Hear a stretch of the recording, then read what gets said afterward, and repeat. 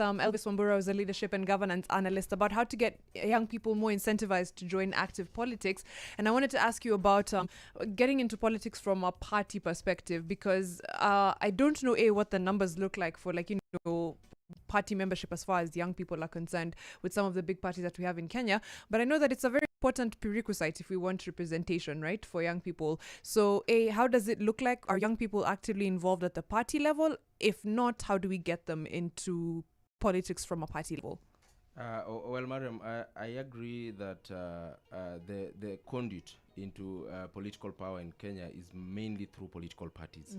And I've had the advantage of being a member of a political party and even ran for office of member of county assembly in the last general election in a political party. And I can tell you for a fact, having interacted with political parties since 2017 actively, it's not very easy for young people to find their space in political parties. A lot of times you'll find that in political parties, the young people are left to fight their battles in the youth leagues.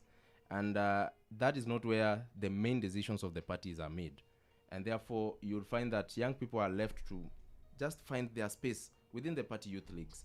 And then when decisions are made, the young people are not even in the room. Yeah. And therefore, it leaves many young people disgruntled with the decisions of the parties. And you can see even during the party primaries, which are the very fast or initial levels of elections, where now parties conduct the party primaries to get their preferred candidates to run for offices. That is where many young people fall out.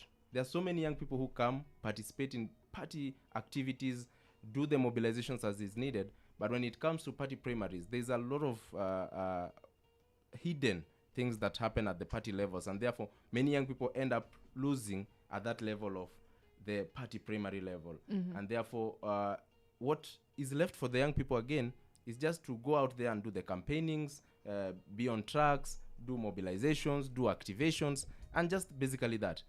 And that is not the right way. I think we need to get to a point where the young people are actually put in a position of decision making at the party levels, so that in any decision that is made, then there's the input of the young people in that decision. And that even in the party primaries, they are conducted in a very fair manner that gives room for young people to also be chosen as preferred candidates for these political parties to run for office. That is the only way we can have an increased number of young people getting elected into political offices. Yes. Okay, I like what you're saying, but there's one thing that, and this could be the major reason as to why most young people are not interested in party politics, because the university activism was actually capped by one of the bills that was introduced by Duale. And why I say that is because I can actually quote something that was written by The Nation, an article, how Aden Duale bill killed student activism. So it's pretty much came to a position where there's very little representation at the university level. And this is what led to the birth of Akina William Ruto, who was also a student leader. We had Akina Raila. We had so many Babu Akina Owino, Orengo, Babu Johnson Owino, Sakaja. Johnson Sakaja. Yeah. All these leaders came as a result of the university union's leadership. You get? Yes. So if you don't learn from there, then you don't have enough. You can't even have enough contributions for anything that goes national, because that's where the national politics starts from. Don't you think that such bills or such laws, if implemented, the reverse of that could actually make it an incentive for the young people to actually be involved in politics? Yes, Bran, I agree with you totally. I also had the privilege of having served as a student leader back in 2014, 2015.